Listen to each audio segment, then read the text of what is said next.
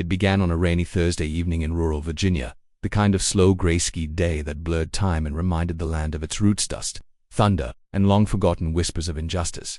The roads were slick, glistening like sheets of glass under amber streetlights, and the countryside was nearly empty, except for a single black luxury sedan driving down the highway with quiet precision. Inside that vehicle sat retired U.S. Army General Elijah Warren, a man whose name was carved into the steel heart of American military history.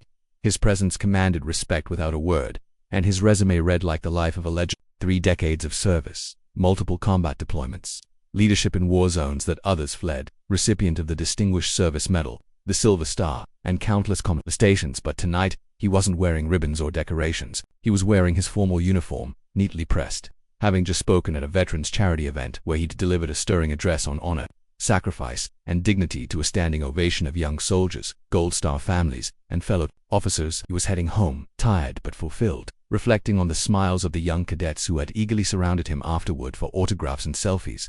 His car cruised steadily beneath a weeping sky when blue and red lights suddenly being exploded behind him. No siren, just the silent flash of unwelcome attention. With practiced composure, General Warren pulled to the side of the road, lowered the window, and placed his hands on the wheel in full view, just as he had instructed thousands of young black men in his speeches to do in order to stay alive during civilian encounters. He glanced in the rearview mirror and watched the officer approach, a young, pale-faced man with hard eyes and a jaw tightened more by ego than training.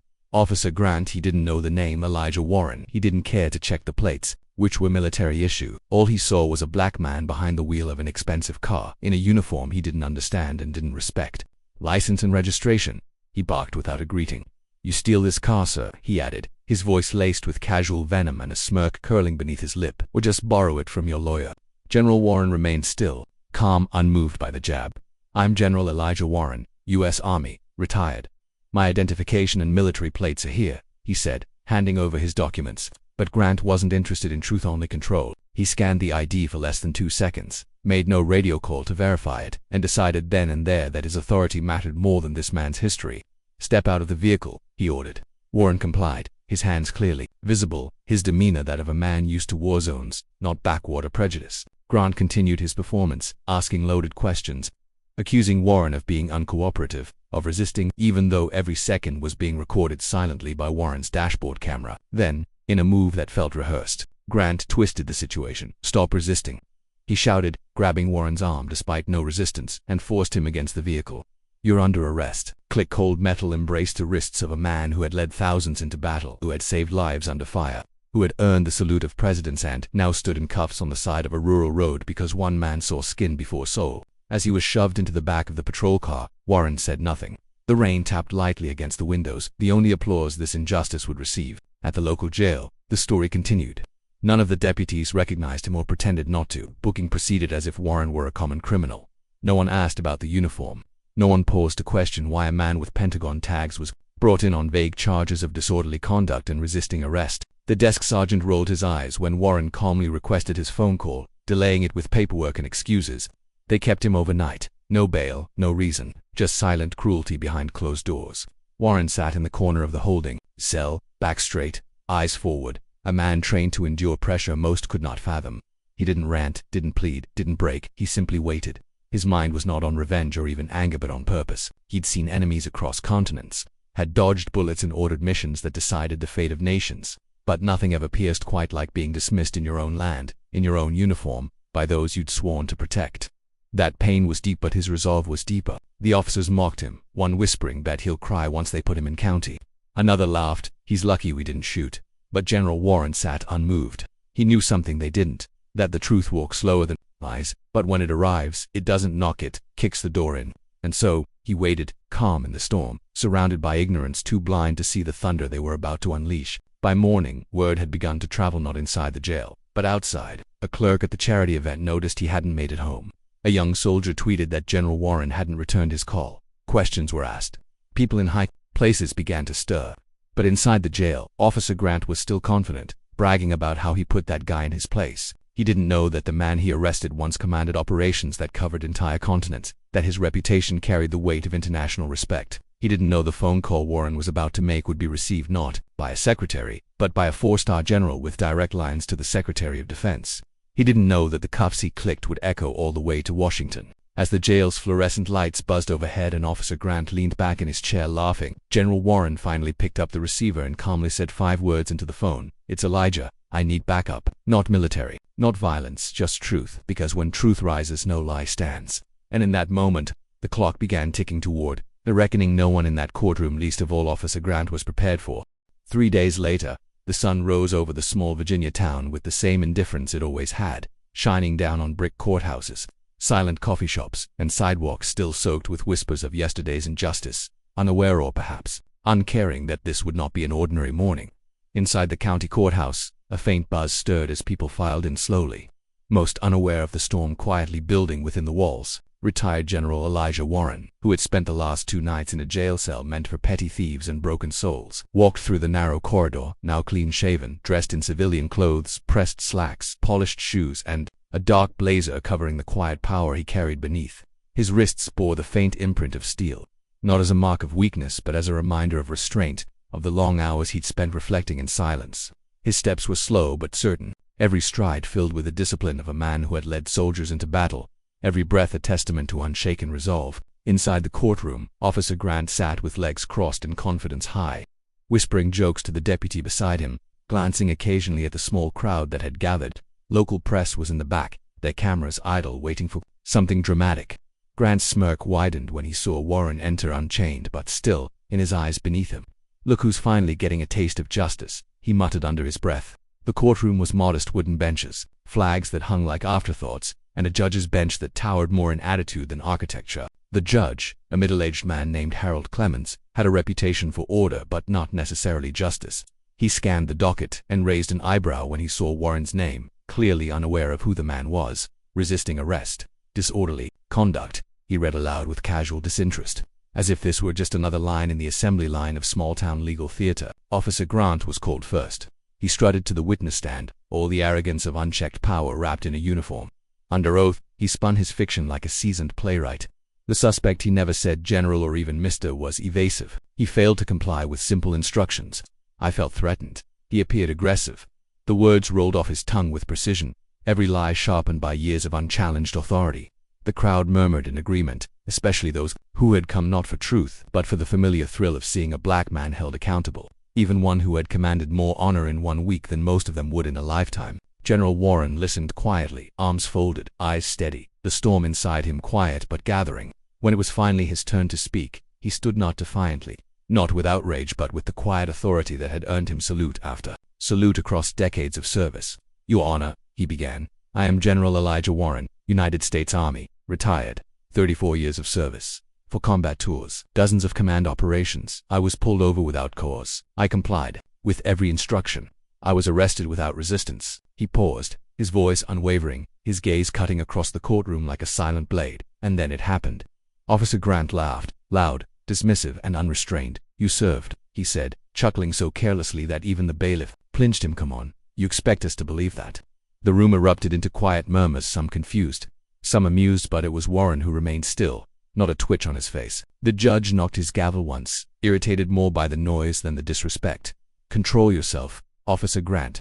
But Grant waved his hand dismissively, still convinced this was a joke, still blind to the magnitude of the man he had mocked. General Warren turned to the judge, and with the same calm he had used to command combat brigades under fire, he said, "Your Honor, before I continue, I respectfully request one phone call." The judge, caught off guard, hesitated, then nodded. "Granted."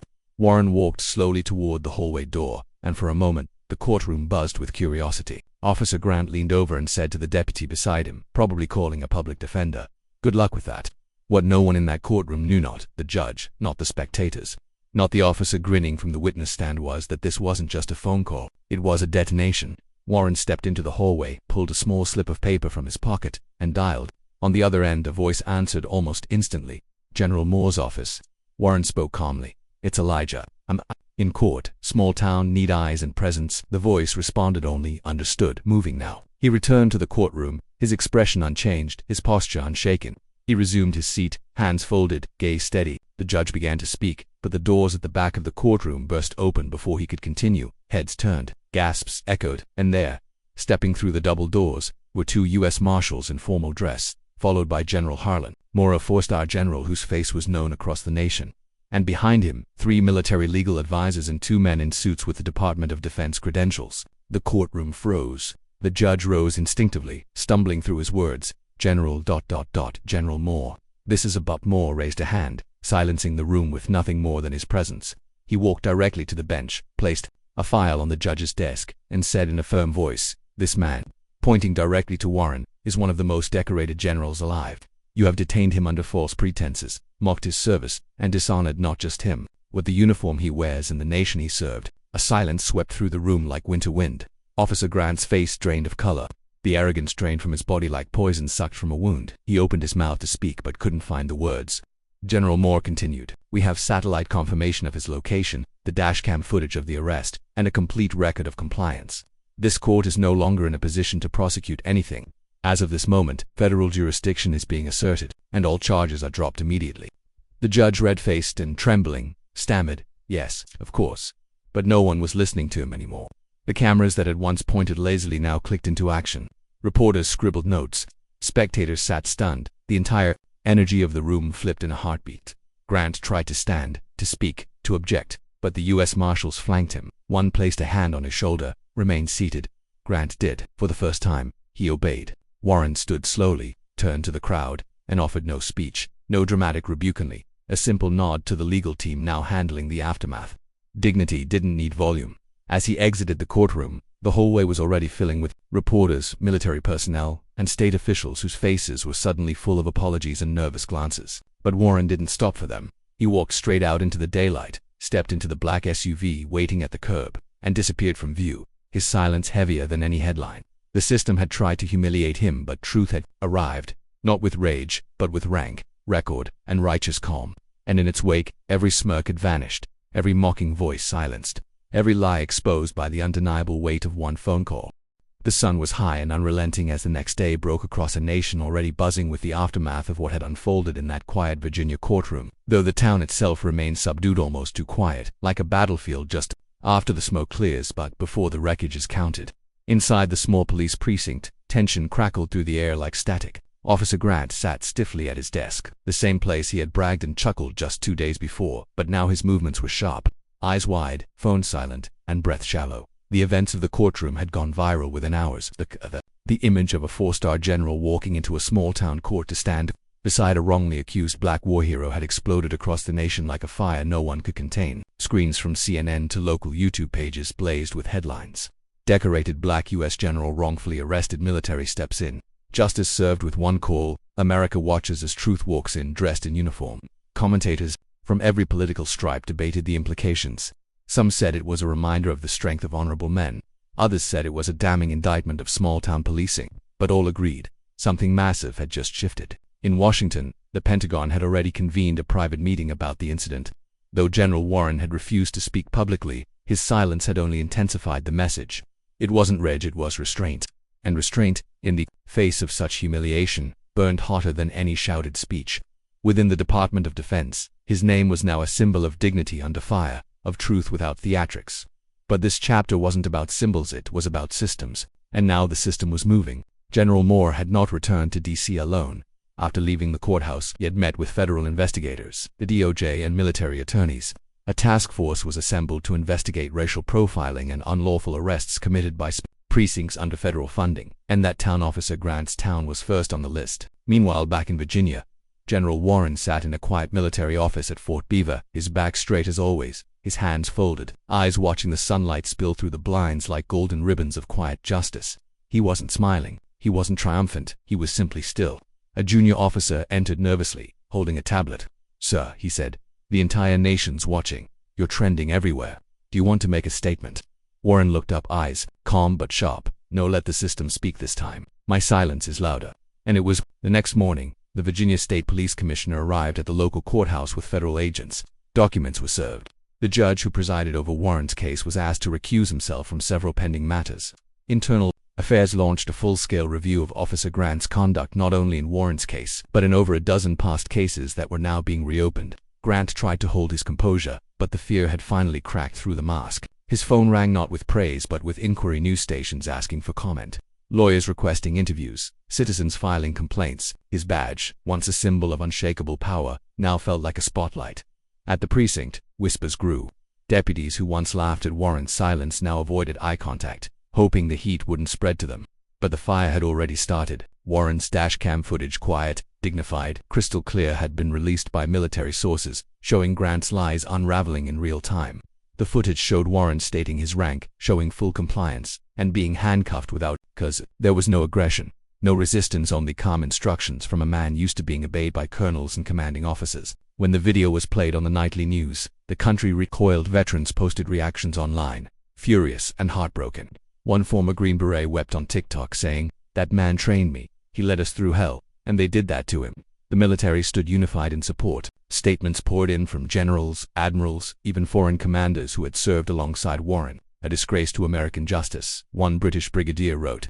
"General Warren is not just a soldier, he is a statesman. Arrest a man like that to honor him."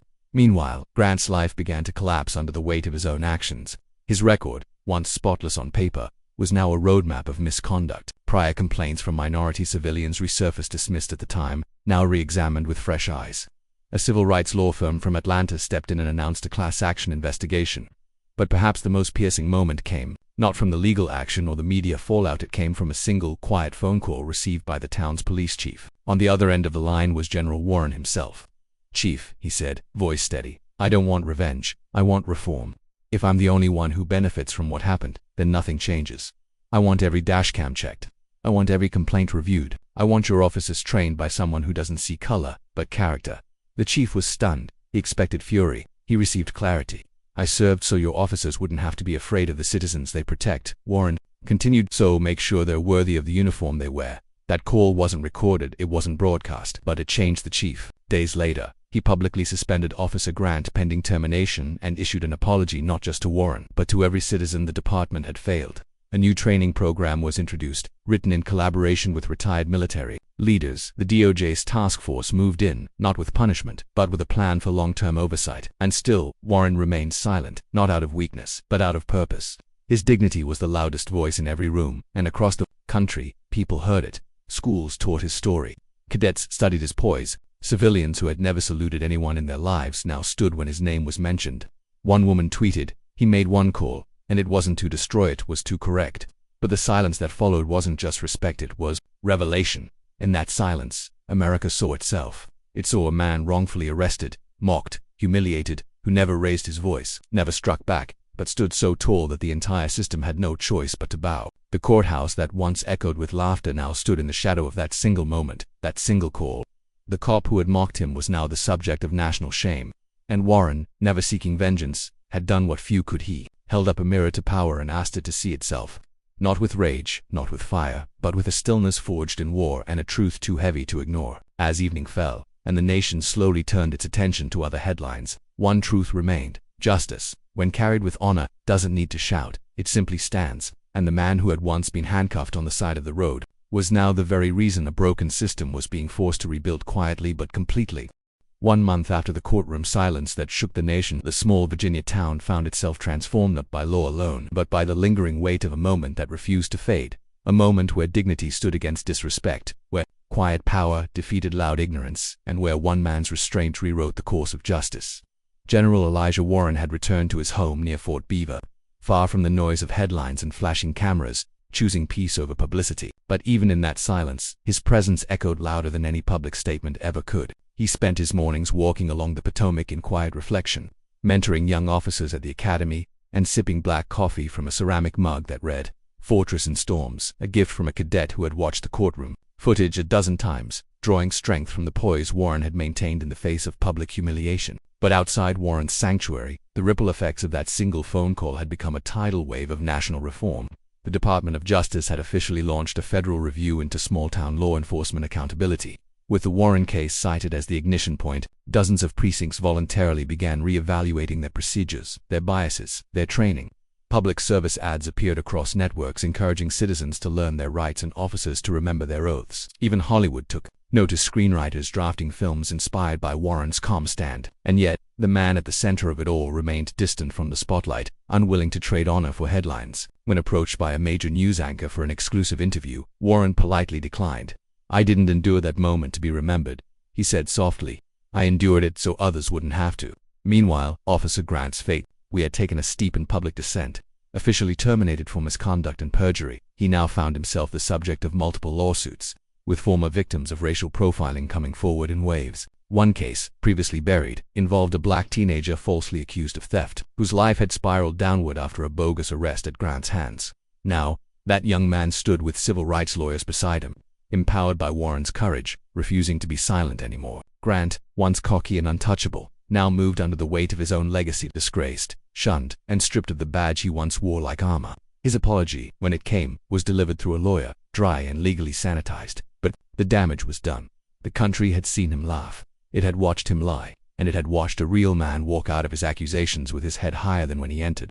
Back in Washington, military circles quietly honored Warren in private ceremonies, not for show, but for substance. He was awarded a second Distinguished Service Medal not for battlefield heroics, but for his character under fire when the war was won, of perception, prejudice, and principle. General Harlan Moore stood at that ceremony and said only this: "In the military, we teach our soldiers to fight with strength and finish with honor. But General Warren taught us something even greater, that sometimes the fiercest weapon is composure." Across the country, schools began using his story in character development curriculums. Teachers asked students, "What would you do if you were him?" Some responded with anger, others with confusion, but over time they understood that power isn't always loud. Sometimes, it's the man who doesn't flinch. Churches spoke of Warren in sermons, not as a saint, but as a symbol of earned strength. One pastor in Atlanta stood before his congregation and said, when they mocked him, he stood. When they cuffed him, he stood. When they laughed at his name, he stood. And when he made one call, he didn't call in destruction, he called in truth. That's what kings do. But perhaps the most unexpected shift came in policy. A senator, from Georgia herself, a retired Navy officer, introduced the Warren Integrity Act, a bill proposing federal incentives for local departments to undergo cultural humility training, mandatory civilian review boards, and transparency measures for arrests involving military veterans and minorities. The bill passed its first vote with bipartisan support. Change, it seemed, had found its champion. Still, Warren never claimed credit. He continued living simply, focused on building up others. One day, as he walked into the Academy lecture hall for a scheduled leadership session, a young black cadet stood and saluted sharply. "Sir," he said, voice cracking slightly, "you didn't just show us how to lead in war, you showed us how to win in peace." Warren paused, looked into the eyes of that cadet, and offered a rare smile. "Remember this," he said, "power isn't how loud you are. It's how deeply you're rooted when the storm hits. Be the roots." The room went silent, and for a moment, every future officer present understood that they weren't just inheriting a uniform, they were inheriting a standard. Elsewhere, documentaries began piecing together the timeline. Security footage, audio files, interviews. Warren declined to be involved, but he gave permission for the story to be told on one condition: that it not focus on his pain, but on the broken system that allowed it. "Make it about the cracks," he wrote, "not the man who stood in them." That documentary, titled The General's Silence, would go on to win awards and become required viewing in multiple law schools and police academies. Still, in private, Warren bore the scars of that night. His wrists occasionally ached from the tightness of the cuffs. And though he never admitted it aloud, there were moments, quiet moments, where the laughter in that courtroom would echo in his memory like gunfire.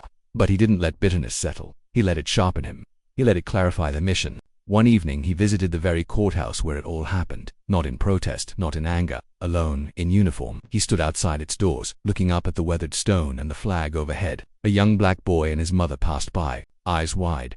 The boy pointed. "Mama, that's the man from the news." The mother nodded, tears welling up. "That's the man who made them listen." Warren knelt before the boy, removed the military pin from his chest, and placed it in the boy's hand. "This country is yours too," he said. "Don't ever let anyone laugh you out of it." As they walked away, the wind lifted softly, almost as if history itself had paused to salute. And so the story ended, not with explosions, not with revenge, not with riots, but with one man walking through the fire of injustice, clothed not in anger but in honor, and leaving behind a legacy no courtroom laughter could ever erase. Because, while systems may stumble and men may fall, truth, when it walks in calmly, clothed in patience and forged in purpose, will always silence the room.